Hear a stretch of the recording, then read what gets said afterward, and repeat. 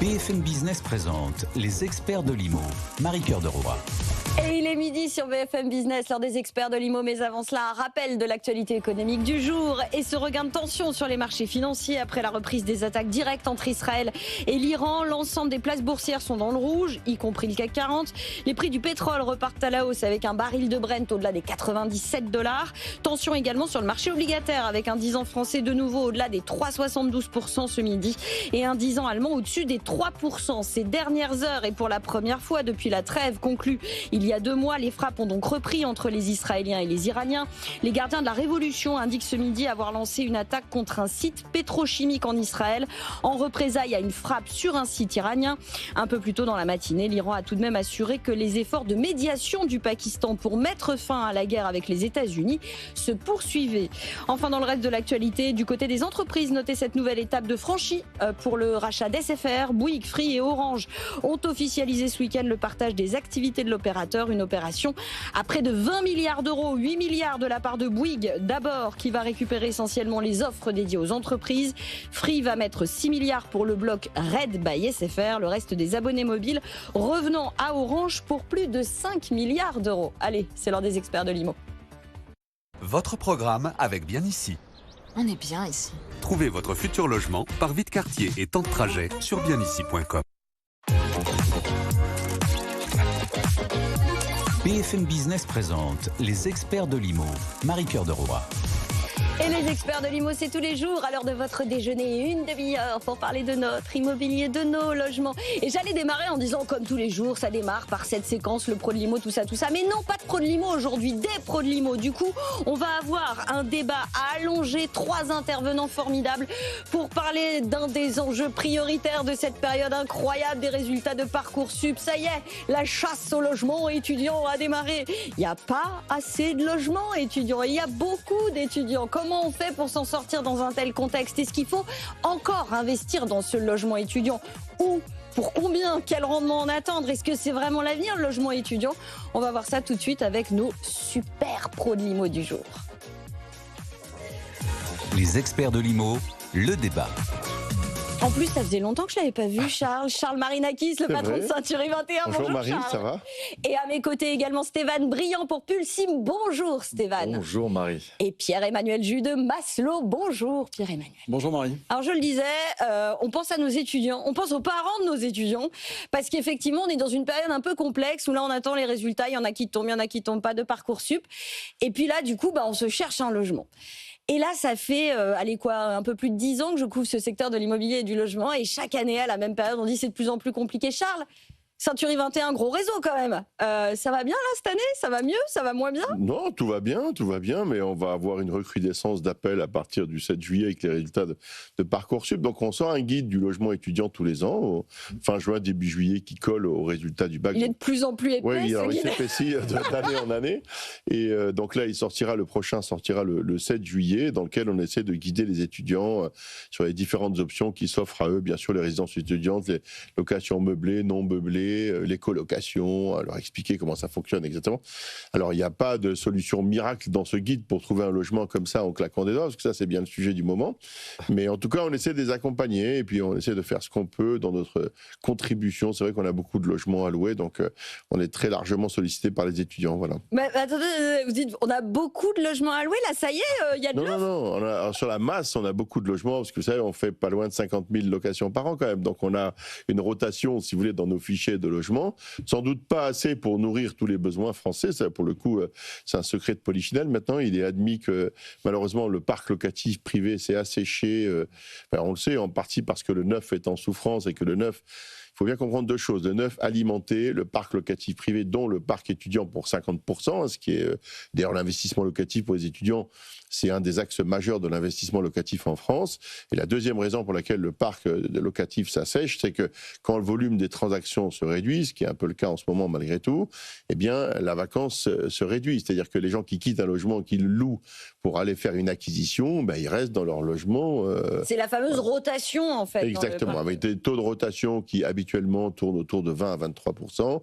et qui peuvent tomber aux alentours de 10-12%. Donc ça restreint d'autant la mise à disposition d'appartements sur le parc locatif privé. Voilà. Ouais, Stéphane, je regarde. Avec des grands yeux. Avec des grands yeux. J'ai toujours, en même temps, j'ai du mal à les rendre tout petits. Hein. C'est un problème physique. Mais là, oui, j'ai envie de dire, quand on écoute Charles, on se dit effectivement, il y a de l'offre, il y a des gros réseaux comme Century, effectivement, ils ont de l'offre, mais est-ce qu'il y en aura suffisamment cette année pour répondre à nos étudiants? Est-ce qu'aujourd'hui, les choses commencent à aller mieux, ou on est toujours dans ce moment de frottement et de blocage, où effectivement la rotation et en plus l'envie d'investir? Non, mais on a une problématique qui est quand même structurelle, c'est qu'aujourd'hui on a 3 millions d'étudiants et on a seulement entre 380 et 430 000 logements qui seraient dédiés et qui pourraient répondre. Donc il y a quand même un besoin qui est assez fort et on a vraiment cette problématique structurelle qui revient chaque année. C'est une pénurie, clairement. On a aujourd'hui une pénurie, donc c'est un schéma qui est compliqué. Qu'importe d'ailleurs le schéma de l'investissement, parce que je pense qu'on va venir dans le détail, mais il y a en effet de l'ancien, il y a le meublé, il y a le nu, il y a les colocations, il y a les résidences étudiantes avec exploitants. Mais tout ça aujourd'hui n'est pas suffisant pour répondre à cette demande qui est critique et qui est structurelle et qui en plus, ça fait aujourd'hui comme des années qu'on remet le sujet sur la table et qui pour aujourd'hui n'est pas encore si bien traité. Pierre-Emmanuel, Charles disait, on est quand même sur le logement étudiant. Fut un temps, on était très alimenté par ceux qui investissent dans le logement neuf. Et Charles l'a dit, c'est pas la grande joie dans le logement neuf. Oui, c'est vrai, il y a moins de construction, moins de livraison. Il y a aujourd'hui un projet sur 4 qui est remballé dans les cartons. Ah, c'est dingue, ce chiffre est dingue. On avait Pascal Boulanger la semaine dernière sur le plateau, c'est quand même assez dingue quand même. Donc forcément, ça n'alimente pas le marché. Quand bien même, lorsque le marché est alimenté, il faut savoir que les studios, c'est pas la majorité des constructions dans une promotion classique sur lequel on va avoir de la résidence principale qui va aller du T1 au T5. C'est entre 10 et 15% des logements. Et exclut évidemment les résidences services étudiantes où là, 100% des logements sont dédiés pour les étudiants. Un autre chiffre pour compléter qui est intéressant, sur ces 3 millions d'étudiants, il y en a 1,5 million qui va faire ses études en dehors du foyer familial et donc il va se retrouver sur le marché de la location. Et il n'y a pas de logement dédié pour les étudiants dans le diffus. C'est-à-dire que si je suis jeune actif ou tout simplement célibataire, voilà, que j'ai 35 ans, 45 ans ou 22 ans parce que je suis étudiant, je peux être candidat pour le même logement. Et c'est ça aussi qui crée la pénurie de logements sur le marché. Et on va davantage prioriser peut-être quelqu'un qui gagne un peu d'argent, qui est jeune actif, c'est ça aussi? Pas forcément. L'idée générale peut-être du propriétaire bailleur, c'est de se dire qu'un étudiant, il va y avoir du turnover, que peut-être il va partir tous les ans. C'est moins vrai, puisque déjà les études sont plus longues. Oui. Et puis comme la pénurie est très importante, eh bien, si on peut conserver son logement finalement l'été, plutôt que de se re-rentrer dans un circuit qui peut être plus délicat pour trouver un logement. Aujourd'hui, il y a de plus en plus d'étudiants qui vont garder leur logement 12 mois sur 12. Donc c'est pas forcément un calcul qui est celui-ci. D'autre part, les étudiants, on demande souvent la caution des parents. Donc, entre un jeune actif sur lequel on va faire un calcul des 3 mois de salaire, des choses un petit peu classiques, et bien sur l'étudiant, on sait que c'est papa et maman qui vont payer le loyer ou cautionner le loyer. Et donc, ça sécurise le propriétaire bailleur dans son investissement. Justement, Charles, moi j'ai envie de parler. On va se placer du côté de papa-maman. On va se placer du côté, en gros, du locataire et de ceux qui l'aident quand ils ont la chance d'être aidés, ces étudiants aussi. Et puis après, on se placera du côté des propriétaires investisseurs, des propriétaires bailleurs. Mais d'abord, pour le locataire, vous dites, vous publiez chez Century tous les ans un guide pour la recherche d'un logement étudiant. Aujourd'hui, comment je peux dire à un étudiant comment il peut mettre toutes les chances de son côté pour pouvoir trouver le logement qui l'intéresse, séduire le propriétaire bailleur ou l'agent immobilier qui va représenter le propriétaire bailleur? Comment ça se passe et sous quel angle je dois présenter mon dossier, par exemple? Ça a été plus ou moins dit. Je crois que la préoccupation, on ne va pas se mentir, des propriétaires bailleurs, c'est d'être payés de leur loyer. C'est quand même le principe de base. Donc ça veut dire que soit vous avez la chance, et ce n'est pas le cas de tout le monde, d'avoir une caution significative de vos parents, et c'est le cas d'une grande partie des étudiants. Si tel n'est pas le cas, il faut venir avec une garantie. Et de ce point de vue-là, si vous voulez, Action Logement fait des choses qui sont bien, comme Visal, typiquement, que je trouve très adapté aux étudiants. Et le LOCA passe pour la partie du dépôt de garantie. Donc je crois qu'il faut aller se rendre éligible à ce type de dispositif et venir avec un dossier qui confirme votre éligibilité, ce qui est de nature Visal, typiquement pour les étudiants. C'est très bien, c'est très accessible et c'est très sécurisant pour les propriétaires bailleurs. Donc je crois qu'il faut un peu sécuriser son dossier. Il faut faire 2 choses. 1, le sécuriser. Deuxièmement, il faut aussi être raisonné et raisonnable sur vos capacités financières. Voilà. Parce que j'ai été aussi étudiant à Paris. Alors, ça remonte à quelques années. L'année dernière, Charles, l'année dernière. À peine. Non, mais j'ai occupé un logement dont je me dis qu'aujourd'hui, il serait jugé insalubre. Parce que vous avez un autre sujet, c'est le problème de la décence. Vous avez un problème de décence énergétique, de décence financière, et après vous avez un problème de décence tout court qui fait qu'on ne trouve pas de logement pour les étudiants. Moi je vous donne un exemple, j'ai une de mes agences qui a été retoquée sur une annonce, si vous voulez, qui est publiée, je vous l'accorde assez maladroitement, avec une chambre de bonne sous les toits, ce qui est courant à Paris malgré tout. Alors si vous prenez la loi Carrez, elle fait 6,5 mètres carrés, ça veut dire qu'elle n'est pas louable. Exactement. Elle est en dessous de la décence locative. La réalité c'est qu'elle fait 12,5 mètres carrés au sol. Et donc, c'est le facteur des combles, si vous voulez, qui, par le métrage, la rend inéligible. Mais en réalité, ça fait 20 ans qu'elle est louée à des étudiants. Eh bien, on s'est fait accrocher aujourd'hui par la DGCCRF sur ce sujet-là et par le député de Paris bien connu en charge du logement, M. Yann Brossat, qui a levé les mains au ciel en expliquant qu'on était les plus grands voyous de la Terre parce qu'on louait une chambre qui fait 6 mètres carrés 50. Donc, on va évidemment la retirer de la location, alors que c'est quelque chose qui est admis depuis 20 ans. Voilà un logement de moins qu'un étudiant ne trouvera plus sur le parc locatif. Après, on est d'accord quand même, Charles, que bon, voilà, vous me cherchez, hein, mais non, mais c'est pas le sujet. Mais bon, il y a des règles, hein, quand même. Mais moi, j'ai pas de sujet avec ça. La règle, on va la respecter. Je vous dis juste qu'à un moment donné, de contrariété en contrariété, de réglementation en réglementation, on ne fait qu'assécher le parc locatif. Certes, moi, je dis pas que c'est bien. Non, mais ce que je dis, c'est que, vous voyez, entre 6 mètres carrés loi Carrez et la réalité de 12,5 mètres carrés, moi, quand je suis arrivé à Paris, j'ai habité dans une chambre de bonne qui faisait 17 mètres carrés, sous mansarde. Et je pense qu'aujourd'hui, elle ne serait plus éligible. 17 voilà. Quand même, il faut vraiment... Bien sûr, pas utile après. Ouais. Non, mais parce qu'en fait... Non, mais exactement, ce que je veux dire, c'est qu'on pourrait avoir un raisonnement un peu différent.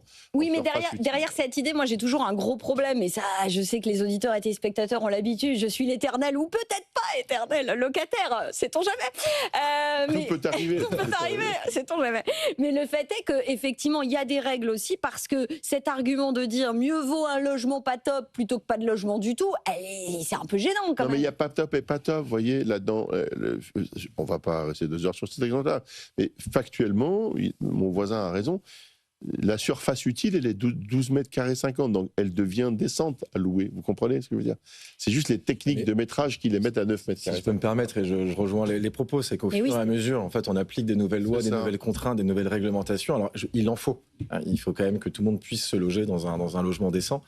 Néanmoins, et compte tenu de l'état du parc locatif aujourd'hui, voilà, je pense qu'il y a quand même des compromis à faire. Et l'idée, c'est d'aller dans les deux sens, à la fois d'améliorer la quantité. Enfin, il y a le sujet du tarif derrière aussi, quand même. Hein. Parce que moi je vois toutes celles et ceux alors qui vont respecter. Non, mais parce que c'est un vrai sujet aussi. C'est derrière combien je vais louer aussi cette chambre de bonne. Je connais un grand spécialiste qui aime racheter des chambres de bonne, alors qu'il les pimpe vraiment super bien, hein, mais qui du coup pratique des loyers qui sont vraiment dans des proportions... décorréler des étudiants, pour le coup. Oui, mais donc c'est ça le sujet, comment j'arrive... C'est pas le cas de tout le monde, quand même. Enfin, il y a aussi des gens qui, dans Paris ou ailleurs, d'ailleurs, même en région parisienne ou dans de grandes... Ouais. En fait, le problème, c'est que les études, ça se passe où? Dans les grandes métropoles françaises. Oui. Personne ne va faire des études, non mais c'est la réalité. Donc à un moment donné, quand vous êtes dans les grandes métropoles françaises, vous tombez sous le coup de la pénurie locative que vous expliquez, que tout le monde explique, et sous le coup des contraintes de la décence. Voilà. Donc c'est un vrai sujet. Bon, alors justement, puisqu'on parle du lieu, parce qu'effectivement, on rappelle les règles en immobilier, hein, l'emplacement. Ouais. Pierre-Emmanuel, j'ai regardé chez Maslow, vous avez publié un communiqué il y a quelques jours que je trouvais assez passionnant, sur où est-ce que je peux investir dans un logement étudiant pour moins de 150 000 €. J'imagine qu'il n'y a pas Paris. Il n'y a pas Paris. Mince. Comme ça. Dommage. Non, parce que c'est le sujet aussi, c'est de se dire effectivement où est-ce qu'on va faire nos études et précisément où est-ce que moi je vais pouvoir investir pour répondre à la demande. Il n'y a pas Paris intramuros, mais toutefois, il faut savoir quand même qu'aujourd'hui, les étudiants, en moyenne, Paris et province confondus, mettent 44 minutes à aller sur leur lieu d'études. Et encore, ils ont de la chance. Moi, je mets 1 heure pour aller à mon travail. Qui est important. Donc aujourd'hui, en région parisienne, vous n'avez pas besoin de rentrer sur Paris pour faire vos études, puisque les universités sont plutôt ailleurs. Donc voilà, vous pouvez vous retrouver dans un rayon de 30 minutes autour de votre logement, avec 30 000, 60 000, 90 000 places d'études. Donc aujourd'hui, sur ce budget à moins de 150 000 €, évidemment que l'on... En Ile-de-France, en Ile-de-France, évidemment, bien desservi par les transports.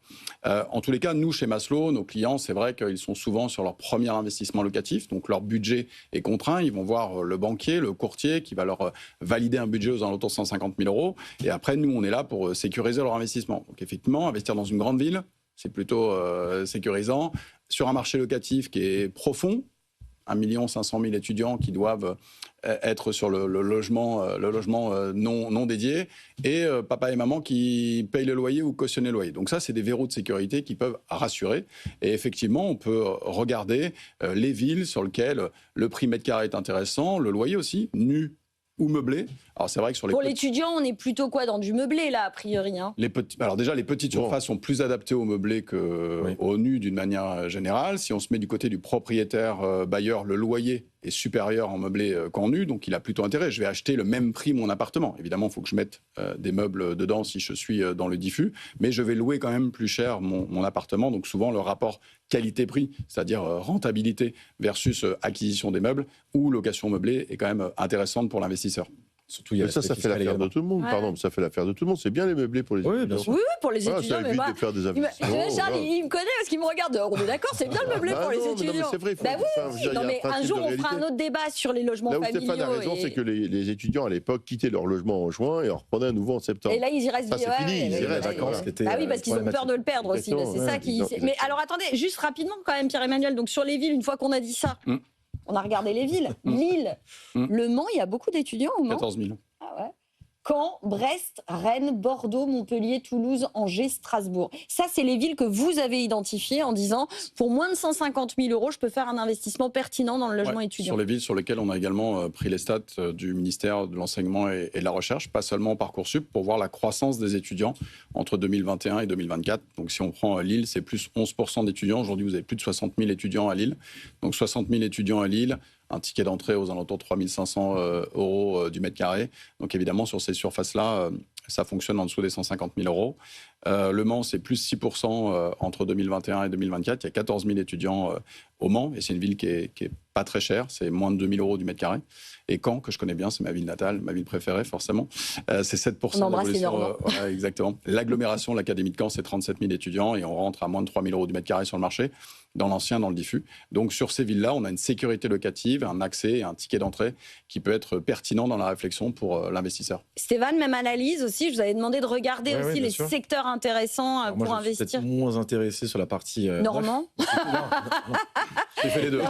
C'est étant breton, ça, qu'il peut y avoir un débat, mais on ne va pas le lancer aujourd'hui. Non, mais moi, je suis plutôt intéressé sur l'ancien, avec en plus le double regard, qui est un logement, je dirais, classique, qu'on peut tout à fait louer en nu ou en meublé, mais également les résidences étudiantes, et on va y revenir sur la partie exploitant. Nous, on a plutôt retenu, je dirais, ces grandes villes et ces grandes métropoles. Forcément, Toulouse ressort en tête sur plein d'aspects, à la fois le différent campus, le nombre d'étudiants, la profondeur au niveau du marché économique au travers de l'aéronautique et l'aérospatiale. Enfin, il y a tout un tas de raisons aujourd'hui. Je trouve que Toulouse est vraiment un bon compromis entre la prix d'acquisition et la profondeur du marché et l'offre locative qui est vraiment très faible. Je crois qu'on est aux alentours des 100 000 étudiants si on intègre Toulouse et son agglomération. Et puis ensuite, on va citer des grandes villes que quasiment tout le monde connaît, que ça va être Lille, ça va être Rennes, ça va être également Montpellier. Et c'est vrai que Paris va être assez atypique, parce que la demande est quasiment infinie. On est sur un loyer à peu près moyen aux alentours des 900-950 € pour un logement étudiant. Maintenant, est-ce que véritablement c'est considéré comme un bon investissement? La question se pose. Après, il y a une approche patrimoniale. C'est vrai que les chiffres, c'est une chose. Le patrimoine en est une autre. C'est pour ça que voilà, ça va dépendre aussi du budget. Mais c'est sûr que sur l'étude à moins de 150 000 €, forcément, Paris, on est exclu. Je n'ai pas cité Lyon d'ailleurs aussi, qui forcément, bien souvent, est classé 2e, 3e. Mais c'est vrai qu'aujourd'hui, sur ces grandes métropoles... Mais parce que les prix sont élevés. Les prix sont élevés, mais il y a aussi une approche patrimoniale. Il faut savoir qu'il faut quand même distinguer les deux d'un logement classique versus un logement au sein d'une résidence étudiante. Généralement, on peut être sur des prix qui peuvent être inférieurs. On ne va pas comparer le neuf et l'ancien, mais là aussi, on est sur une mécanique d'investissement qui est là aussi différente. Charles, vous conseillez aux gens, là, à vos propriétaires bailleurs, de faire du logement étudiant, de louer à des étudiants? C'est un conseil qu'on peut leur donner aujourd'hui? Franchement, ça, c'est un conseil que je pourrais donner sans hésitation.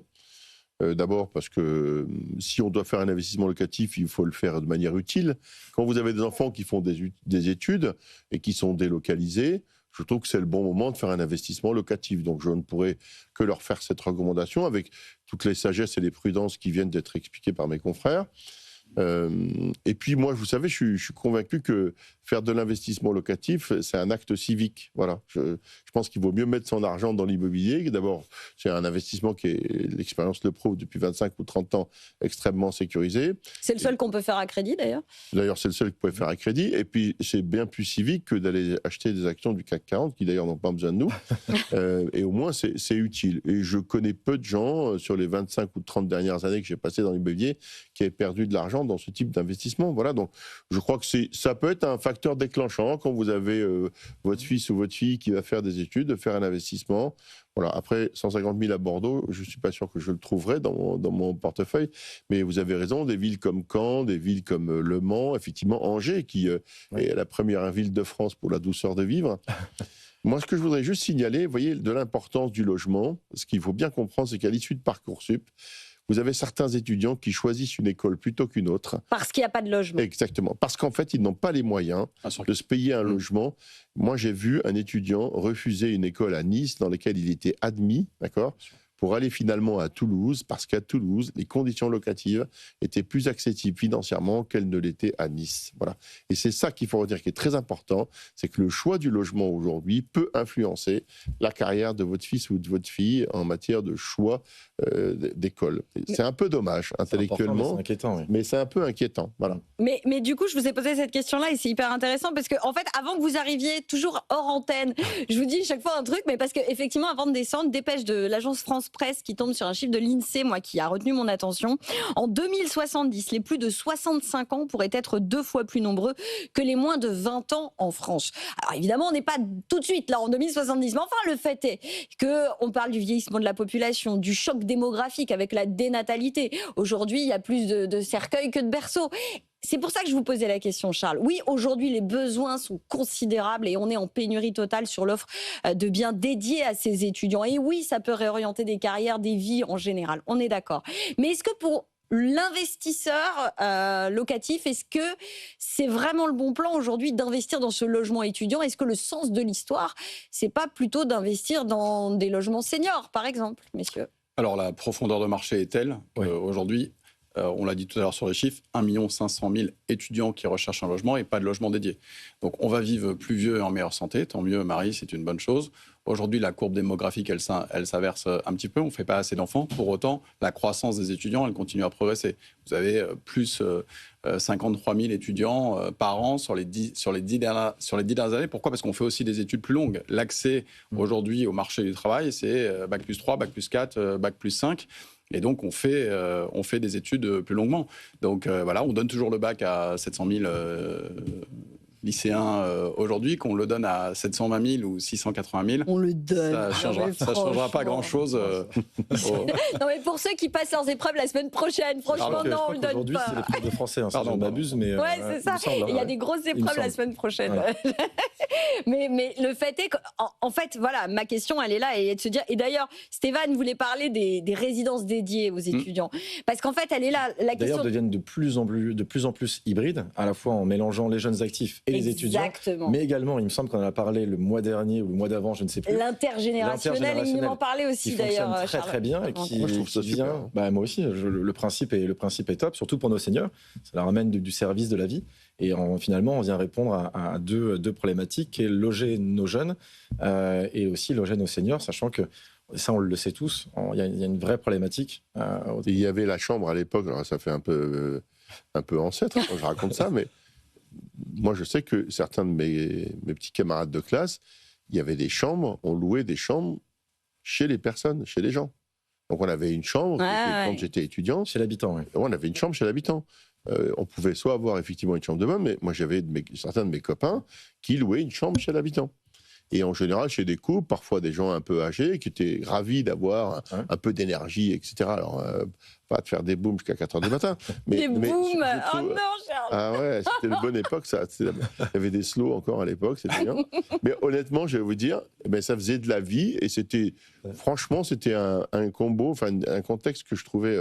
Si on arrivait à reproduire ça, je trouve que la notion d'intergénérationnel, c'est quelque chose de fantastique, parce que nos personnes âgées, d'abord, ils ne veulent pas quitter leur domicile. Voilà. Il faut bien comprendre que les gens veulent vieillir chez eux, c'est un fait, c'est comme ça. qu'aujourd'hui, on peut leur donner, d'ailleurs je crois que c'est le dispositif public, c'est plutôt d'encourager ce phénomène-là. Donc il y a des dispositifs de financement, d'aide et d'accompagnement pour aménager, adapter les logements aux personnes âgées, y compris ceux qui pourraient avoir un handicap mineur ou majeur. Et donc ça c'est bien.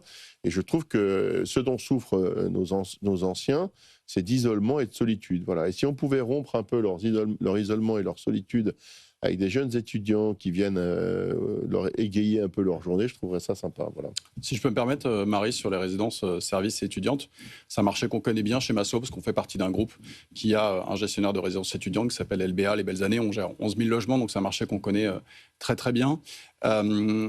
L'intergénérationnel, en tous les cas, il y a quand même un bémol, c'est que aujourd'hui, les étudiants, ils veulent aussi entre eux, chez eux. On a du mal à mélanger aujourd'hui des jeunes filles de 20 ans et des jeunes actifs de 30 ans. Il m'a montré en disant ça. Non, des jeunes filles de 20 ans et des jeunes actifs de 30 ans. Donc nous, on croit beaucoup à la résidence dédiée 100% aux étudiants. Et puis il y a la solidité de l'exploitant, tu l'as indiqué, ça c'est important. Aujourd'hui, parfois, quand on fait le mélange entre la résidence étudiante et puis de la résidence de tourisme d'affaires, en fait, c'est pour les exploitants gagner le marché auprès des promoteurs, puisque on va louer plus cher à la nuit que louer au mois. Et finalement, ce marché-là, il est un poil plus incertain, ou en tous les cas, certains ont connu des défaillances sur les 3 dernières années. Donc le fait d'avoir un exploitant qui soit 100% dédié étudiant, où on ne mélange pas des jeunes de 20 ans et des jeunes de 35, c'est aussi une sécurité. Ouais.